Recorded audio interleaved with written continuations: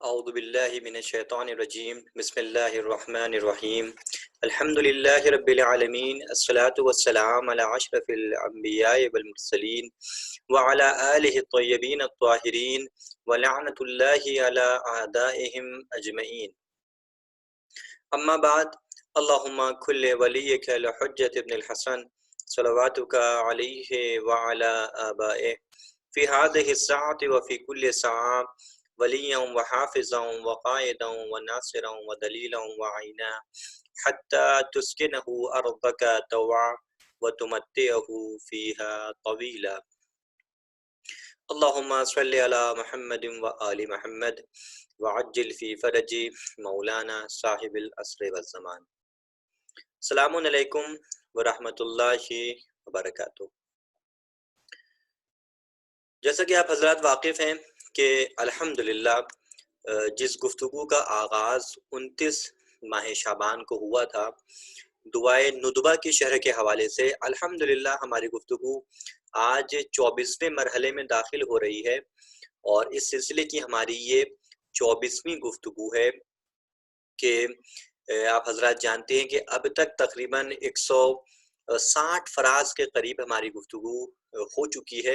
اور الحمدللہ تقریباً ہم لوگ آخری مراحل میں چل رہے ہیں کہ انشاءاللہ اگلے 3 سیشن یا 2 سیشن کے اندر ہماری گفتگو یہاں پر تمام ہو جائے گی۔ الحمدللہ وہ فراز بھی شروع ہو چکے ہیں جو میں نے عرض کیا تھا پچھلی گفتگو میں آپ کی خدمت میں کہ دعائے ندبہ کی جان ہیں، دعائے ندبہ کے نتیجہ ہیں، اور یہ وہ فراز ہیں کہ جو اصل ندبہ کو بیان کر رہے ہیں۔ گویا دوسرے الفاظ میں آپ یہ کہہ سکتے ہیں کہ ابھی تک جو ہماری گفتگو تھی وہ گفتگو ایسی گفتگو تھی کہ جس میں امام صادق علیہ الصلوۃ والسلام ہم لوگوں کو ندبہ کرنے کے لیے آمادہ کر رہے تھے۔ میں نے عرض کیا تھا کہ تقریباً پوری گفتگو جو ہماری اب تک گزری ہے تقریباً اس کو آپ ایک پریفیس کہہ سکتے ہیں، ایک مقدمہ اور ایک تمہید کہہ سکتے ہیں ان فراز کے لیے کہ جو ہماری پچھلی گفتگو میں شروع ہو چکے ہیں۔ اصل فراز الحمدللہ ہم لوگ وہاں تک پہنچ چکے ہیں، اور کوشش یہ ہوگی کہ انشاءاللہ چند جلسوں کے اندر اور چند سیشنز میں اس گفتگو کو مکمل کر دیا جائے۔ خدمت میں آپ کے عرض کر رہا تھا، جلدی سے ایک ریویژن کے طور کے اوپر آپ کی خدمت میں پیش کروں اور پھر انشاءاللہ آج کی گفتگو کو شروع کیا جائے گا۔ آپ دیکھیں کہ میں نے عرض کیا تھا کہ امام نے فرمایا کہ لیت شعری این استقرت بک النوا بل ای ارض تبلک اوثرا اب رضوا او غیرها امضیتوا، کہ مجھے نہیں معلوم کہ آپ کہاں پر رہتے ہیں اور کس سرزمین نے آپ کو بسا رکھا ہے، کیا وہ مقام رضوا ہے یا زیتوا ہے۔ یہ وہ فراز تھا، عزیز علی ان ارى الخلق ولا ترى، یہ میرے لیے بہت سخت ہے کہ میں کائنات کو تو دیکھ سکوں لیکن میں آپ کو نہ دیکھ سکوں۔ اس سلسلے میں چند باتیں خدمت میں آپ کی پیش کری تھی۔ اگلا فراز کہ ولا اسمع لك حسیسا ولا نجبا، کہ یہ میرے لیے بہت سخت ہے کہ میں کائنات کی آوازوں کو تو سن سکوں لیکن میں آپ کے راز و نیاز کو اور آپ کی باتوں کو نہ سن سکوں۔ تقریباً یہ وہ فراز تھے کہ جو ہماری پچھلی گفتگو میں آپ کی خدمت میں اس کے سلسلے میں میں نے توضیح پیش کری، اس کی تشریح پیش کری، اور تقریباً یہ گفتگو یہاں پر مکمل ہو چکی تھی۔ آج کا جو ہمارا فراز ہے وہ 159 فریز ہے، جس میں امام فرماتے ہیں بنفسی انت من عقید عز اللہ یسامہ، میری جان آپ پر قربان ہو جائے کہ آپ وہ عزت کے پاسبان ہیں کہ جس کی برابری نہیں کی جا سکتی ہے۔ بنفسی انت من اصیل مجد لا یجارا، میری جان آپ پر قربان ہو جائے کہ آپ بزرگی کی وہ بنیاد ہیں جس کا کوئی مقابلہ نہیں کر سکتا ہے۔ دونوں فراز میں آپ دیکھیں کہ امام کو عزت کا پاسبان کہہ رہے ہیں امام، اور بزرگی کی بنیاد کہہ رہے ہیں۔ دونوں ہی فراز تقریباً ایک بات کو پہنچا رہا ہے کہ آپ ہی کے ذریعے گویا عزت ہے اور آپ ہی کے ذریعے لوگوں کو ذلت ملتی ہے۔ یعنی گویا امام یہ کہنا چاہ رہے ہیں کہ عزت آپ سے مخصوص ہے، آپ ہی عزت کے وہ پاسبان ہیں کہ جس کی کوئی برابری نہیں کی جا سکتی ہے، اور آپ ہی وہ شخصیت ہیں کہ جو شرف و کمالات آپ ہی کے، یعنی گویا آپ ہی وہ شخصیت ہیں کہ جو صاحب شرف ہیں، صاحب کمالات ہیں، اور ان شرف و کمالات کی بنیادیں بھی آپ ہی ہیں کہ جسے کوئی بھی گویا ہلا نہیں سکتا ہے، کیونکہ جس کو آپ نے عزت دی گویا وہ عزیز ہو گیا، اور جس نے آپ سے منہ پھیرا گویا وہ ذلیل ہو گیا۔ تو عز من تشاء وتذل من تشاء۔ تو عزت بھی آپ سے مخصوص ہے اور ذلت اس شخص کے لیے ہے کہ جس نے آپ سے گویا روگردانی اختیار کری۔ بنفسی انت من تلاد نعم لا تضاہا، میری جان آپ پر قربان ہو جائے کہ آپ نعمتوں کے وہ قدیم ترین مرکز ہیں کہ جس کی مثال نہیں لائی جا سکتی۔ آپ کو یاد ہوگا کہ ہماری کچھ گفتگو نعمت کے سلسلے میں رہی تھی، میں نے آپ کے لیے بیان کیا تھا کہ حجت آخر اور اہل بیت علیہم السلام کی ذات وہ ذات ہیں کہ جو کائنات کی سب سے بڑی نعمت شمار کی جاتی ہیں، اور آیت کی خدمت آپ کی پیش کری تھی کہ قیامت کے دن سب کو روکا جائے گا اور روکنے کے بعد ان سے سوال کیا جائے گا کہ انہوں نے اپنے امام کی کتنی اطاعت کری۔ تو تقریباً یہ گفتگو یہاں پہ گزر چکی ہے، اور یہاں پر میں اس گفتگو کے تکرار اور اس کو ریوائز کرنے کے مقام پہ نہیں ہوں، چونکہ ہمارے پاس وقت کم ہے اور الحمدللہ کے فریسز بھی ہمارے پاس ابھی کافی بچے ہیں جس کی توضیح اپنی خدمت میں پیش کی جانی ہے۔ اگلا فراز اور اگلا فریز اس سلسلے کا بنفسی انت من نصیف شرف لا یساوا، میری جان آپ پر قربان ہو جائے کہ آپ کمالات کے وہ شریک ہیں جس کی کوئی برابری نہیں کر سکتا۔ الا متا احار فیک یا مولائی و الا متا، اس فراز پہ آپ غور کریں، الا متا اور الا متا دونوں، یعنی فراز کی جو شروعات ہے، فریز کی جو شروعات ہے، آپ غور کریں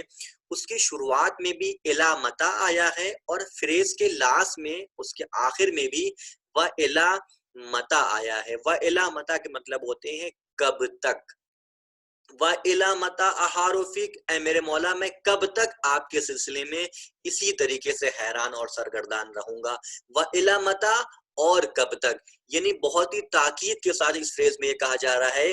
کہ گویا امام کہنا چاہ رہے ہیں کہ مولا وہ وقت کب آئے گا، کب ہماری اور آپ کی ملاقات ہوگی، کب تک میں اسی طریقے سے آپ کے فراق میں اور آپ کی جدائی میں دن گزارتا رہوں گا۔ یہ فراق اور جدائی کے دن کب ختم ہوں گے، کب میری آنکھیں آپ کے دیدار سے منور ہوں گی، کب تک میں آپ کو اسی حیران اور سرگردان اسی طریقے سے تلاش کرتا رہوں گا۔ اگلا فراز وَأَيُّ خِطَابٍ أَصِفُ فِيكَ وَأَيُّ نَجْوَى، بہت ہی محبت سے لبریز فراز، آپ غور کریں کیا ترجمہ ہوا اس کا۔ وَأَيُّ خِطَابٍ أَصِفُ فِيكَ وَأَيُّ نَجْوَى، اے میرے مولا میں کس انداز میں آپ کو خطاب کروں اور کس طرح سے آپ سے راز و نیاز کروں۔ نجوہ میں نے پہلے بھی عرض کیا تھا کہ نجوہ آہستہ بولنے کو بھی کہا جاتا ہے اور راز و نیاز کرنے کو بھی کہا جاتا ہے۔ نجوہ وہ راز و نیاز کے جو بہت ہی آہستگی کے ساتھ، بہت ہی خاموشی میں اکیلے جو انسان راز و نیاز کرتا ہے اس کو نجوہ کہتے ہیں۔ یہاں پر آپ دیکھیں امام فرما رہے ہیں وَأَيُّ خِطَابٍ، نے میرے مولا آپ ہی مجھے بتائیں کہ میں کس نام سے، کس خطاب سے میں آپ کو مخاطب کروں اور کس طرح سے آپ سے راز و نیاز کر سکوں۔ آپ ہی بتائیے کہ میں آپ کو کیسے پکاروں، کس الفاظ میں، کس لقب سے میں آپ کو یاد کروں کہ آپ میری طرح متوجہ ہو جائیں، کس انداز میں، کس طریقے سے، کن الفاظ کے ساتھ، کن القاب کے ساتھ آپ ہی مجھے بتائیں کہ میں کس طریقے سے ان الفاظ کو استعمال کروں کہ وہ آپ کے الفاظ ہوں، وہ آپ کا طریقہ ہو اور آپ ہماری طرف گویا متوجہ ہو جائیں۔ آپ دیکھیں کہ آغا پناہیان کہ ایک مرتبہ ان کی مجلس میں تقریر میں نے سنا تھا کہ وہ فرما رہے تھے کہ امام محمد باقر علیہ الصلوۃ والسلام یا پھر امام جعفر صادق علیہ الصلوۃ والسلام کے ان سے یہ روایت نقل ہوئی ہے کہ انہوں نے فرمایا کہ تمہارے امام کا ایک لقب ایسا ہے کہ اگر تم ان کو اس نام سے پکارو گے تو وہ اس نام کو سننے کے بعد وہ مسکراتے ہیں اور تمہاری طرف بہت ہی رحمت اور محبت بھری نگاہوں سے دیکھتے ہیں۔ غور کیجیے گا جملے کے اوپر کہ امام نے ارشاد فرمایا کہ اے میرے مولا آپ ہی مجھے بتائیے کہ میں کس انداز میں آپ کو مخاطب کروں اور کن الفاظ کا میں استعمال کروں تاکہ آپ میری طرف متوجہ ہو جائیں۔ یہ جو حدیث میں آپ کو پیش کرنے جا رہا ہوں یہ امام باقر یا امام صادق سے نقل ہوئی ہے کہ انہوں نے فرمایا کہ تمہارے امام کا ایک لقب ایسا ہے کہ اگر تم ان کو اس نام سے پکارو گے تو وہ مسکراتے ہیں اور تمہاری طرف بہت ہی رحمت اور محبت بھری نگاہوں سے دیکھتے ہیں. جب تم ان کو ان کے اس نام سے پکارتے ہو تو ان کو بہت خوشی ہوتی ہے اور وہ خود میں فخر محسوس کرتے ہیں کہ خدا متعال نے ان کو امام حسین کے خون کا انتقام لینے والا قرار دیا ہے. وہ اپنے گویا منتقم ہونے پر خوشی کا اظہار کرتے ہیں، وہ مسکراتے ہیں اور ان کی نگاہ محبت اور رحمت تمہاری طرف ہو جاتی ہے. غور کیا آپ نے اس روایت کے اوپر؟ تو اب آپ دیکھیں کہ آخر وہ کون سا نام ہے امام کا، کہ امام کا جب ہم وہ نام لیں گے تو وہ ہماری طرف متوجہ بھی ہوں گے، ہماری طرف محبت کی نگاہوں سے بھی دیکھیں گے. تو ایسا وہ کون سا لقب ہے امام کا کہ جس کی طرف یہاں پر امام اشارہ فرما رہے ہیں؟ آپ جانتے ہیں کہ یہ وہ لقب ہے، کہ یہ وہ نام اور یہ وہ لقب ہے امام کا کہ جب امام صادق علیہ الصلوۃ والسلام اس نام کو لیتے تھے اور اس لقب سے ان کو یاد کرتے تھے تو بڑے ہی احترام کے ساتھ اپنے ہاتھ کو اپنے سر پہ رکھتے تھے اور آپ اپنی جگہ سے بلند ہو جاتے تھے. تو یہ وہ نام ہے کہ جو امام کو ان کا قیام یاد دلاتا ہے، یہ وہ نام ہے کہ ہمارے امام کو امام حسین کے خون کا انتقام یاد دلاتا ہے. اسی لیے علماء کہتے ہیں کہ جب تم امام کو اس نام سے یاد کرو گے اور اس نام سے امام کو یاد کرو گے اور اس کو پکارو گے تو تم اپنے سر پر ہاتھ رکھ کر کھڑے ہو جاؤ، اور یہ گویا تمہاری جانب سے ان کے لیے ایک احترام ہوگا. دوسرے الفاظ میں اب یہ کہہ سکتے ہیں کہ میں نے بعض علماء سے سنا کہ جب امام پہ یہ نام لیا جاتا ہے تو اب یہ جو سر پہ ہاتھ رکھ کر کھڑے ہوا جا رہا ہے، یہ گویا در حقیقت دو کام ہیں کہ جو انسان انجام دیتا ہے. یعنی ادھر امام کا وہ لقب لیا گیا، امام کو اس لقب سے یاد کیا گیا، امام کو اس لقب پہ سلام کیا گیا. تو اب اس صورت میں اگر انسان اپنے سر پہ اپنا ہاتھ رکھ کر کھڑا ہو رہا ہے تو گویا وہ دو کام کو انجام دے رہا ہے. غور کریے گا، دو کاموں کو گویا اس طریقے سے وہ انجام دے رہا ہے. ایک یہ کہ امام کی اس نگاہ محبت اور رحمت کا جواب دے رہا ہے کہ جو انہوں نے ہماری طرف کی ہے. اور کیجئے، یعنی ایک مرتبہ جو ہم کھڑے ہو رہے ہیں تو ہم اس کھڑے ہونے کے ساتھ، اس اپنی جگہ سے بلند ہونے کے ساتھ ساتھ، اس اپنے سر پہ ہاتھ رکھنے کے ساتھ ساتھ گویا دو کاموں کو انجام دے رہے ہیں. پہلا کام یہ ہے کہ امام نے جو ہماری جانب محبت کی نگاہوں سے دیکھا ہے تو ہم یہ کھڑے ہو کر اپنے سر پہ ہاتھ رکھ کر بلند ہو کر امام کو اس کا جواب دے رہے ہیں. اور دوسرا یہ کہ ہم یہ امید کر رہے ہیں اور پروردگار عالم سے یہ عہد کرتے ہیں، وعدہ کرتے ہیں کہ جب آپ قیام فرمائیں گے تو انشاءاللہ ہم آپ کی رقاب میں امام حسین کی خون کا انتقام لیں گے. اور کیا آپ نے کہ یہ یہاں پر گویا یہ دو کام ہم انجام دیتے ہیں اس امام کے لقب کو یاد کرنے کے بعد، امام کو اس لقب سے اور اس نام سے یاد کرنے کے بعد، کہ ابھی میں آپ کے لیے بیان کروں گا امام کا لقب کون سا ہے وہ، اور یقیناً اس نام کے ساتھ ہم بھی اپنے جگہ سے بلند ہوں گے اس نام کو لینے کے بعد، اور یقیناً آپ بھی اپنے مقام سے بلند ہوں گے اس کی تعصیب اور ان کی پیروی کرتے ہوئے کہ جو یہاں پر آپ دیکھیں کہ چھٹے امام کا جو طریقہ رہا ہے اپنی زندگی میں. خوب، تو یہ بات تقریباً یہاں پہ مکمل ہوئی ہے. اور آپ دیکھیں کہ یہی چیز کہ یہ جو ہم وعدہ کرتے ہیں، ایک تو یہ کہ ہم امام کو ان کی جو نگاہ محبت ہے اس کا جواب دے رہے ہیں، اور ایک یہ کہ ہم یہ بلند ہو کر کھڑے ہو کر اس بات کا اعلان کر رہے ہیں کہ اگر خدا نے ہمیں یہ توفیق دی اور ہمارے اعمال اس قابل ہوئے تو ہم انشاءاللہ آپ کے رقاب میں امام حسین کے خون کا انتقام لیں گے. اور یہی چیز اگر آپ دیکھیں کہ دعائے عہد کے آخری جو جملات ہیں اس کے اندر آپ کو نظر آئے گی. میں یہاں پر ان جملات کو آپ کے لیے پیش کرتا ہوں اور اس کے بعد پھر ایک سلام ہم اور آپ مل کر امام کے پاس پیش کریں گے، اپنے مقام سے بلند ہوں گے اور اس طریقے سے اپنے امام کو یاد کریں گے. آپ دیکھیں کہ دعائے عہد کے جو آخری فراز ہیں، جو آخری تقریباً جو جملات ہیں، جو سینٹنسز ہیں، وہاں پر ایک فقرہ یہ ہمیں نظر آتا ہے کہ اس دعا میں یہ کہا گیا کہ اللہم ان حال بینی و بینہ الموت الذی جعلتہ علی عبادک حتما مقضیا فاخرجنی من قبری معتذرا کفنی شاہرا سیفی مجردا قناتی ملبیا دعوت الدائی. اللہم ان حال بینی و بینہ الموت، پروردگار عالم اگر میرے اور ان کے درمیان موت حائل ہو جائے. جملوں پہ غور کریے گا, انشاءاللہ کبھی موقع ملے گا تو اس دعائے احد کی بھی توضیح پیش کرنے کی کوشش کریں گے. بہت ہی جسے کہا جائے عقیدے سے لبریز یہ الفاظ ہیں. اب غور کریے گا امام کیا کہنا چاہ رہے ہیں. اللہم ان حال بینی و بینہ الموت, اے میرے پروردگار عالم اگر میرے اور ان کے درمیان موت حائل ہو جائے, ان حال بینی و بینہ, میرے اور ان کے درمیان, میرے اور میرے مولا کے درمیان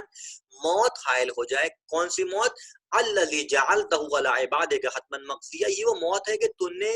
نے اس موت کو اپنے بندگان کے اوپر حتمی کر رکھا ہے کہ یہ ان کو موت آنی ہی آنی ہے. اگر ایسا موقع پیش آ جائے کہ میں اس دنیا سے چلا جاؤں اور میرے اور ان کے درمیان موت پیش آ جائے, اللہم ان حال بینی و بینہ الموت الذی جعلتہ علی عبادک حتما مقضیہ, تو پھر کیا ہو اگر مجھے موت آ جائے اور میں امام سے ملاقات نہ کر پاؤں. جملوں پہ غور کریے گا امام کے, فَأَخْرِجْنِي مِنْ قَبْرِي, تو پروردگار عالم مجھے ایسے ہی نہ چھوڑ دینا, بلکہ فَأَخْرِجْنِي مِنْ قَبْرِي, بلکہ مجھے میری قبر سے باہر نکالنا. کس حالت میں؟ مُعْتَذِرًا کفنی, کہ میں اپنے کفن کو اپنے بدن پر اوڑھا ہوا ہوں. شاہرًا سیفی, میں اپنی نیام سے اپنے تلوار کو باہر نکالا ہوں. مجردن قناتی, میرے پاس میرے ہاتھ میں جو نیزہ ہو وہ برہنہ نیزہ ہو. ملبیاً دعوت الدائی, اور اس حالت میں کہ میں اپنے امام کی اس دعوت دائی کی, اس دعوت دینے والے کی آواز کے اوپر لبیک کہہ رہا ہوں. اور کیا آپ نے, یہ وہ فراز ہے کہ جو دعائے احد میں وارد ہوئے. پروردگار عالم اگر میرے اور ان کے درمیان موت حائل ہو جائے تو پروردگار عالم تو مجھ کو میری قبر سے باہر نکالنا, اس حالت میں کہ میں اپنے کفن کو پہنا ہوں, اس حالت میں کہ میری تلوار میرے نیام سے باہر ہو, اس حالت میں جو میرے ہاتھ میں نیزہ ہو وہ برہنہ ہو, اس حالت میں کہ میں اپنے امام کو ان کی صدائے استغاثہ کا لبیک, ان کی صدائے استغاثہ پر لبیک کہتے ہوا گویا نظر آ رہا ہوں. تو چلیے اسی مقام پر ہم لوگ اپنے سر پہ ہاتھ رکھ کر کھڑے ہوتے ہیں اور امام کو ان کے اسی لقب سے پکارتے ہیں اور پروردگار عالم سے کہتے ہیں کہ اللہم بلغ مولانا الامام الحادی المہدی القائم بعمرک صلوات اللہ علیہ وعلی آبائہ الطاہرین. اللہم صلی علی محمد وآل محمد, اللہم صلی علی محمد وآل محمد, اللہم صلی علی محمد وآل محمد وعجل فی فرج مولانا صاحب العصر والزمان. آپ نے دیکھا کہ اس سلام کے اندر اور اس دعا کے اندر جو ہم نے یہاں پہ آپ کے لیے پیش کری کہ اللہم بلغ مولانا, پروردگار عالم نزدیک کر دے اور ہمیں قریب کر دے ان مولا سے کہ جو ہمارے امام ہیں, ہادی ہیں, مہدی ہیں, اور پھر امام کا لقب ہوا اور ان کے اوپر پھر وہ درود بھیجا گیا اور ان کے آبا و اجداد کے اوپر درود بھیجا گیا. اگلا فراز, عزیز علیہ ان اجابا دونکا و اناغا, میرے لیے بہت سخت ہے. عزیز علیہ, میرے لیے بہت سخت ہے. آپ نے اب تک غور کیا ہوگا کہ ابھی تک جو یہ فراز شروع ہیں کل سے ہمارے, ان فراز کے اندر دو طرح کے فراز ہیں. پہلے فراز وہ فراز جس میں یہ کہا جا رہا ہے کہ میری جان آپ کے اوپر قربان ہو جائے, اور دوسرے فراز وہ جس میں یہ کہا جا رہا ہے کہ یہ میرے لیے بہت سخت ہے. دو طرح کے تعبیریں یہاں پر امام پیش کر رہے ہیں, یعنی ہم لوگوں کو سکھا رہے ہیں کس طریقے سے اپنے امام سے استغاثہ کرو. ڈائریکٹ اپنی بات کو نہیں پیش کر دینا ہے, بلکہ ایک انداز سکھایا جا رہا ہے. انداز یہ ہے کہ تم یہ پہلے بولو کہ میری جان آپ کے اوپر قربان ہو جائے, میں آپ کے اوپر قربان ہو جائے, میرے ماں باپ آپ کے اوپر قربان ہو جائیں, یا پھر امام یہ کہہ رہے ہیں کہ میرے لیے بہت سخت ہے. اپنی سختی کا اظہار کیا جا رہا ہے کہ میرے لیے بہت سخت ہے وہ غیبت کے جو ہمارے اور آپ کے درمیان حائل ہے. اس فراز میں امام کہتے ہیں کہ عزیز علیہ, اے میرے پروردگار عالم یہ میرے لیے بہت سخت ہے کہ جو میرا یہ وقت کا امام ہے وہ مجھ کو آواز دے اور میں اس کی جواب کو نہ سن سکوں. عزیز علیہ ان اجابا دونکا و اناغا, ہے میرے مولا میرے لیے بہت سخت ہے کہ میں سب کا جواب تو سنوں مگر میں آپ کا جواب نہ سن سکوں. جیسے میرے لیے یہ سخت تھا کہ میں کائنات کی ہر شے کو دیکھوں لیکن میں آپ کو نہ دیکھ سکوں, جیسے میرے لیے یہ سخت تھا کہ میں کائنات کی تمام آوازوں کو سنوں لیکن میں آپ کی آواز کو نہ سن سکوں, ویسے ہی میرے لیے سخت ہے کہ میں تمام جہان کی آواز کو سنوں, تمام جہان کے لوگوں کے سوالوں کو سنوں, ان کا جواب دوں, لیکن میں آپ کا جواب نہ سن سکوں. عزیز علیہ ان ابکیک و یخذلک الورا, اے میرے امام اے میرے مولا میرے لیے یہ بہت سخت ہے کہ میں آپ کے لیے گریہ کروں اور دنیا آپ کو نظر انداز کر دے۔ غور کریں فراز کے اوپر کہ اے میرے مولا یہ میرے لیے بہت سخت ہے کہ میں آپ کے لیے گریہ کروں لیکن یہ دنیا آپ کو نظر انداز کرے۔ اس پہ آپ غور کریں، یہ دیکھنے کو ملتا ہے کہ بہت سخت ہوتا ہے کہ جب انسان کسی سے محبت کرتا ہے اور تو وہ یہ چاہتا ہے کہ پوری دنیا اس سے محبت کرے۔ فراز پہ آپ غور کریں، بہت ہی احساساتی اور بہت ہی جذباتی فراز یہاں پر امام پیش کر رہے ہیں کہ یہ میرے لیے بہت سخت ہے کہ میں آپ کے لیے تو گریہ کروں لیکن دنیا آپ کو چھوڑ دے، دنیا آپ کو نظر انداز کرے ہوئے۔ اور دیکھنے کو ملتا ہے کہ ہم جس سے محبت کرتے ہیں تو ہم یہ چاہتے ہیں کہ جو ہمارا محبوب ہے جس سے ہم محبت کر رہے ہیں دنیا بھی اس سے محبت کرے۔ تو تقریباً یہی بات امام یہاں پہ کہنا چاہ رہے ہیں کہ یہ میرے لیے بہت سخت ہے کہ پوری دنیا آپ سے جدائی اختیار کر لے اور آپ کے غم میں آنسو نہ بہائے، آپ سے دور رہے اور آپ کو یاد نہ کرے اور میں فقط آپ کو یاد کروں، کیونکہ آپ دیکھیں کہ یہ آپ کا حق ہے، یعنی یہ کوئی امام سے کہا جا رہا ہے کہ یہ آپ کا حق ہے کہ پوری دنیا آپ کی جدائی میں آنسو بہائے۔ تو یہ میرے لیے بھی سخت ہے کہ میں آپ کے لیے گریہ کروں اور دنیا آپ کو نظر انداز کر دے، اور یہ مجھے برداشت نہیں ہے کہ دنیا آپ کو بھلا دے اور دنیا اپنے کاموں میں مشغول رہے اور میں آپ کے لیے گریہ کروں۔ گویا یہ کہنا چاہ رہے ہیں کہ جس طریقے سے میں آپ کے لیے گریہ کر رہا ہوں میں یہ چاہتا ہوں کہ تمام دنیا ہم آہنگ ہو کر ایک آواز میں آپ کو آواز دے اور آپ کو پکارے۔ اگلا فراز عزیز علیہ ان یجری علیک دونہم ما جرا، یہ میرے لیے بہت سخت ہے کہ سارے مصائب دوسروں کو چھوڑ کر آپ ہی پر گزریں۔ یہ بھی عجیب فراز ہے کہ میرے لیے بہت سخت ہے کہ سارے مصائب دوسروں پہ نہ ہوں بلکہ سارے مصائب آپ کے اوپر ٹوٹیں اور آپ ان مصائب سے گزریں اور دوسروں کے اوپر یہ مصائب نہ گزریں۔ الحمدللہ کہ اس کے اوپر بھی ہماری گفتگو پہلے گزر چکی، میں آپ کے لیے بیان کر چکا ہوں کہ امام کس لیے پریشان ہے، امام کے اوپر کون کون سے مصائب ٹوٹ رہے ہیں، امام کس لیے مضطر ہیں۔ الحمدللہ گفتگو یہاں پر ہو چکی ہے اس سے پہلے، لہٰذا میں اگلے فراز کی طرف جاؤں گا اور اس فراز پہ میں زیادہ گفتگو نہیں کروں گا چونکہ الحمدللہ امام کے مضطر ہونے کے اوپر، امام کے پریشان ہونے کے اوپر، امام کی پریشانیوں کے اوپر، امام کے مصائب کے سلسلے میں ہماری گفتگو پچھلے فراز میں گزر چکی ہے۔ اب یہاں سے آپ دیکھیں کہ اگلے 9-10 فراز تک، اگلے 9-10 فیسز اور جملات ایسے آپ کو نظر آئیں گے کہ جہاں پر گویا ہماری جانب سے امام سے سوال کیے جا رہے ہیں۔ کچھ سوالات ہیں کہ جو گریہ وزاری اور ندبہ اور استغاثے کی حالت میں اپنے امام سے پوچھے جا رہے ہیں۔ یعنی ابھی تک آپ دیکھیں کہ افسوس ظاہر ہو رہا تھا کہ اے کاش میں آپ کو دیکھ سکتا، اے کاش میں آپ کی آواز کو سن سکتا، اے کاش آپ میری آواز کا جواب دیتے اور میں اس آواز کو سن سکتا، اس جواب کو سن سکتا۔ اب یہاں سے آپ دیکھیں کہ کچھ فراز شروع ہو رہے، تقریباً 9 فراز ایسے تقریباً آپ کو نظر آئیں گے کہ جہاں پر ایک منتظر کو امام سکھا رہے ہیں کس طریقے سے وہ اپنے امام سے راز و نیاز کرے اور کس طریقے سے ان سے سوال کرے۔ پہلا سوال گویا آپ یہاں پہ دیکھیں کہ امام فرماتے ہیں حل من معین فاطیل ماء العبیل والبکا، کیا کوئی ہے میرا مددگار کہ میں جس کے ساتھ مل کر گریہ وزاری کروں۔ گویا اس فراز جو آپ نے پچھلے فراز میں غور کیا ہوگا جس میں یہ کہا تھا کہ یہ میرے لیے بہت سخت ہے کہ دنیا آپ کو نظر انداز کر دے اور میں آپ کے لیے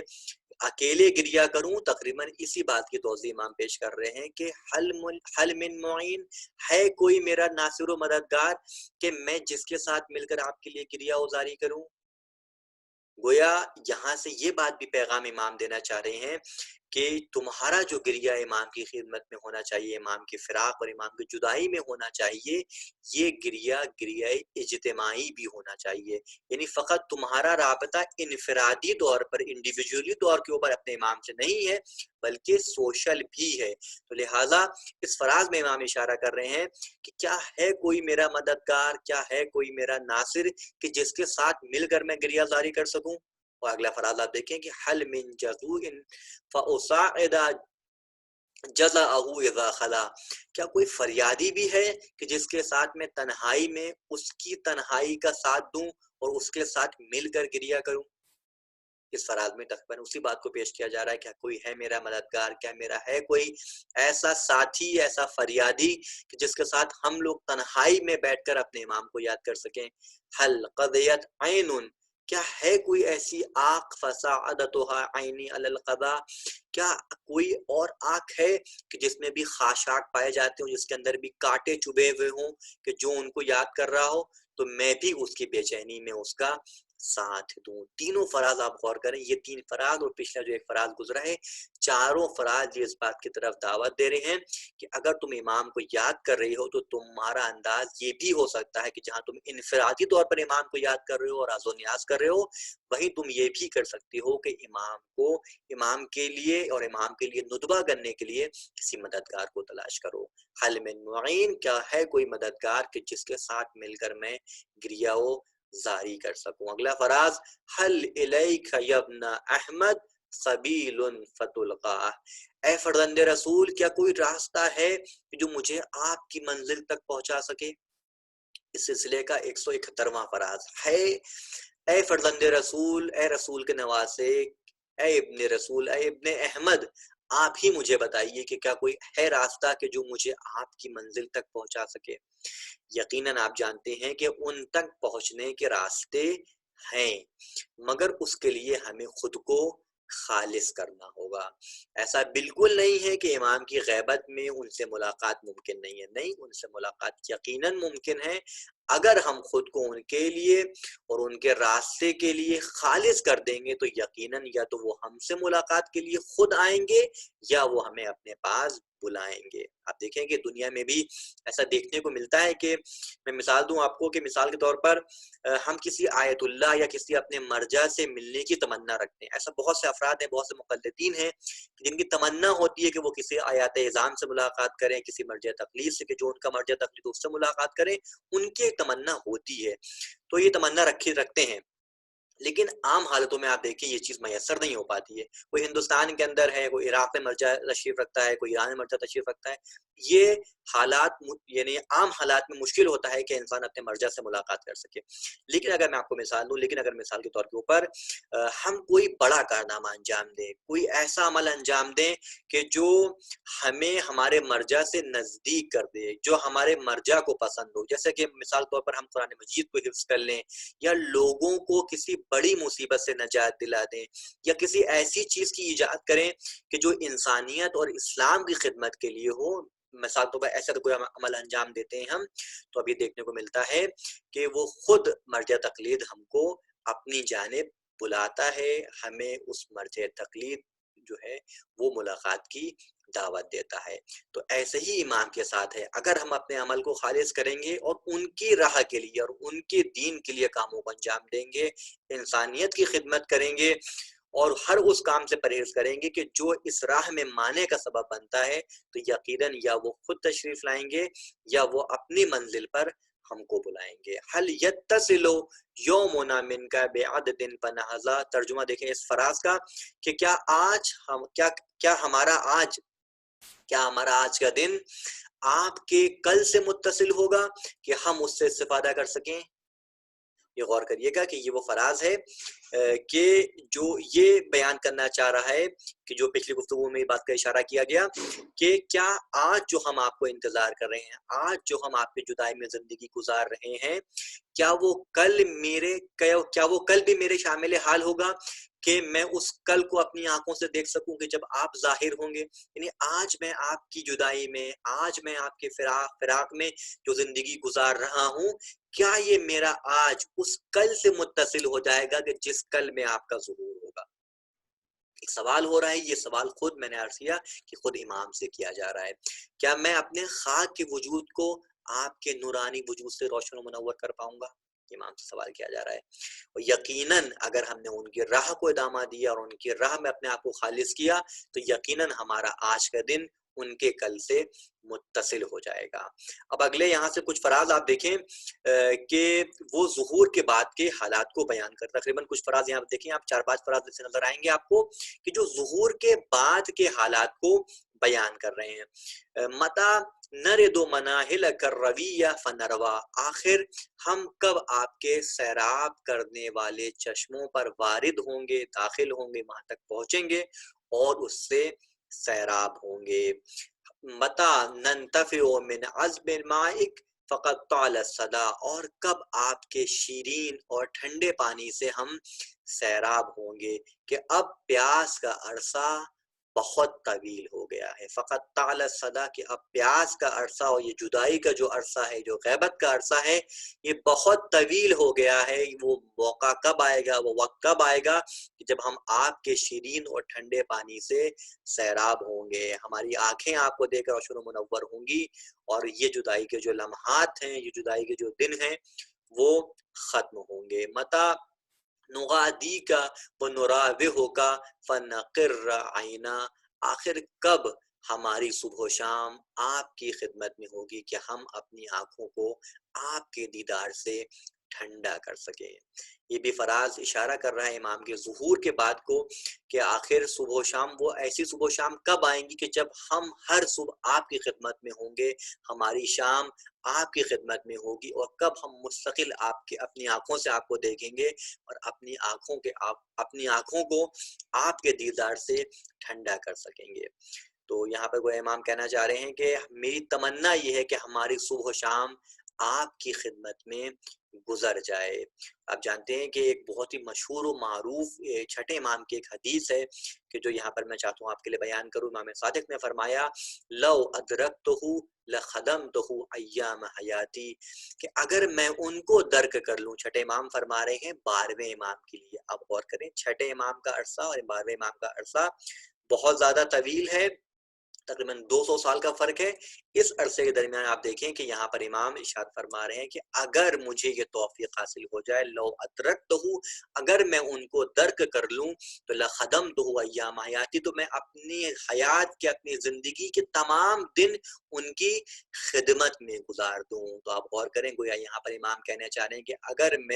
مجھے یہ موقع ملے، مجھے یہ خدا توفیق عنایت فرمائے، تو میں ان کی غیبت میں اگر ہوں اور ان کی اگر ظہور میں بھی ہوں، تو میں وہ کاموں کو انجام دوں کہ جو ان کی خدمت کے قابل ہوں۔ تو آج بھی آپ دیکھیں کہ آج کا زمانہ وہ زمانہ ہے کہ جو امام کی غیبت کا زمانہ ہے۔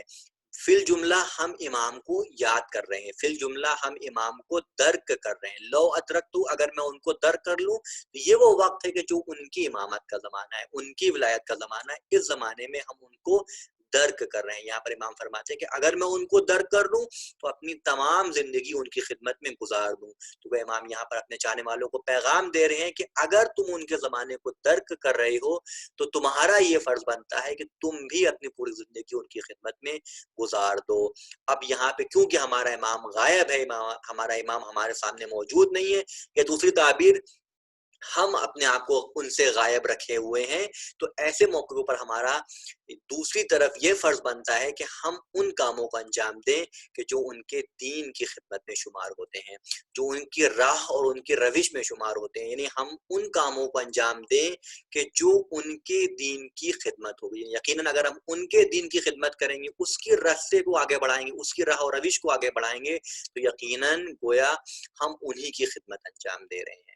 تو آپ دیکھیں کہ خدمت کا مفہوم بھی بہت وسیع ہوتا ہے۔ خدمت اپنے اندر بہت سے مفہوم کو، یہ خدمت کا جو مفہوم ہے یہ بہت ہی ایکسٹینسو ہے، بہت ہی وائڈ ہے، بہت پھیلا ہوا ہے، اور اپنے اندر بہت سی چیزوں کو لیا ہوا ہے۔ یعنی خدمت خلق بھی اس کے اندر شامل ہے، خدمت اسلام بھی اس کے اندر شامل ہے،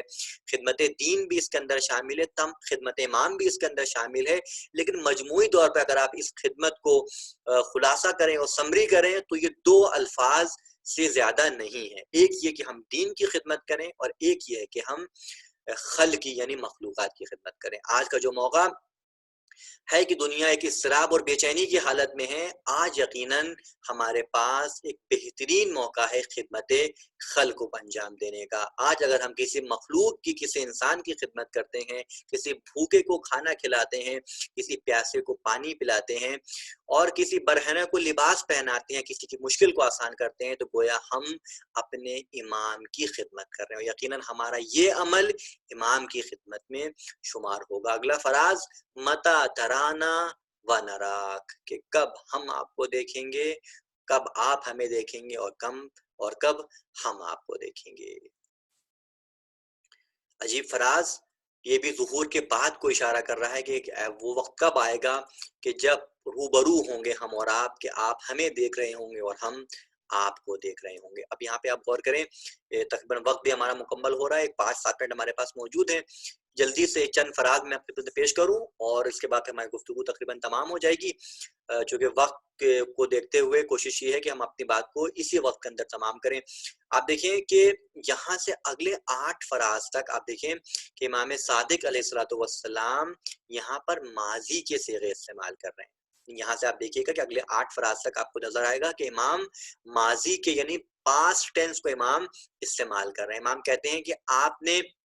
نصرت الہی کا پرچم لہرا دیا۔ یہ فراز جو بعد میں آنے والے، میں ان فراز کو آپ کے لیے پہلے پیش کر رہا ہوں کہ امام فرما رہے ہیں کہ آپ نے نصرت الہی کا پرچم لہرا دیا ہے، جبکہ ابھی آپ دیکھیں کہ ابھی نصرت الہی کا جو پرچم ہے وہ آپ نے نہیں لہرایا ہے۔ امام یہاں پر پاسٹ ٹینس استعمال کر رہے ہیں، امام یہاں پر ماضی کے صیغے استعمال کر رہے ہیں۔ امام کہہ رہے ہیں کہ آپ نے نصرت الہی کا پرچم لہرا دیا، جبکہ آپ جانتے ہیں کہ ابھی وہ پرچم نہیں لہرایا ہے۔ امام فرماتے ہیں کہ ہم آپ کے گرد حاضر ہو گئے ہیں، جبکہ آپ دیکھیں کہ ہم ابھی ان کے گرد حاضر نہیں ہوئے۔ امام فرماتے ہیں کہ آپ نے لشکر کی قیادت کر لی ہے، جبکہ ابھی آپ دیکھیں کہ کوئی ایسا لشکر امام کا ظاہر طور پر موجود نہیں ہے جس کی امام قیادت کر رہے ہوں۔ امام فرماتے ہیں کہ آپ نے زمین کو عدل و انصاف سے بھر دیا ہے، جبکہ آپ دیکھیں کہ ابھی زمین کو عدل و انصاف سے نہیں بھرا گیا ہے۔ دشمنوں کو آپ نے ذلیل اور عذاب کا مزہ چکھا دیا، جبکہ ابھی اس دشمنوں کو آپ نے نہ ذلیل کیا ہے اور نہ ہی عذاب کا مزہ چکھایا ہے۔ اگلا فراز، سرکشوں اور حق کے منکروں کو آپ نے ہلاک کر دیا، جبکہ آپ دیکھیں کہ ابھی سرکش باقی ہیں، ابھی حق کے منکر باقی ہیں اور یہ لوگ ابھی موجود ہیں، آپ نے بھی ان کو ہلاک نہیں کیا ہے۔ مغروروں کے سلسلے کو قتل کر دیا ہے، قطع کر دیا ہے، توڑ دیا ہے، ختم کر دیا ہے، جبکہ آپ دیکھیں کہ ابھی مغروروں کا سلسلہ بھی باقی ہے۔ ظالموں کی جڑوں کو اکھاڑ پھینکا ہے، جبکہ آپ دیکھیں کہ ابھی ظالموں کی جڑیں باقی ہیں اور ان کو اکھاڑ کر امام نے نہیں پھینکا ہے۔ غور کریں ان فراز کے اوپر کہ امام ان تمام 8 فراز کے اندر پاسٹ ٹینس کا استعمال کر رہے ہیں، ماضی کے صیغوں کا استعمال کر رہے ہیں۔ تو پھر سوال یہ پیدا ہوتا ہے کہ امام ایسا کیوں کر رہے ہیں؟ یہ سب اگر ہو چکا ہے، جو آپ جانتے ہیں یہ سب ابھی واقع نہیں ہوا ہے، تو پھر کیوں امام اس طریقے سے جو ہے تعبیر کر رہے ہیں کہ جبکہ ابھی آپ جانتے ہیں کہ ایسا کچھ نہیں ہوا ہے؟ تو آپ غور کریں تو اس کا جواب مختصراً یہ دیا جا سکتا ہے کہ یہ سب چیزیں اتنی حتمی، اتنی واقعی اور اتنی یقینی ہیں کہ گویا یہ سب کام انجام پا چکے ہیں اور ہم اپنی آنکھوں سے اس کل کو دیکھ رہے ہیں کہ جس کل میں امام کا ظہور ہوگا اور یہ تمام چیزیں امام انجام دے رہے ہوں گے۔ ساتھ ہی ساتھ آپ دیکھیں کہ امام یہ بھی یہاں پر بیان کرنا چاہ رہے ہیں کہ خدا نے گویا دین کا، خدا نے جو وعدہ کیا ہے اپنی حجت سے کہ وہ آخر زمانے میں کمزوروں کو اور ان کو زمین کا وارث قرار دے گا، گویا خدا نے اس وعدے کو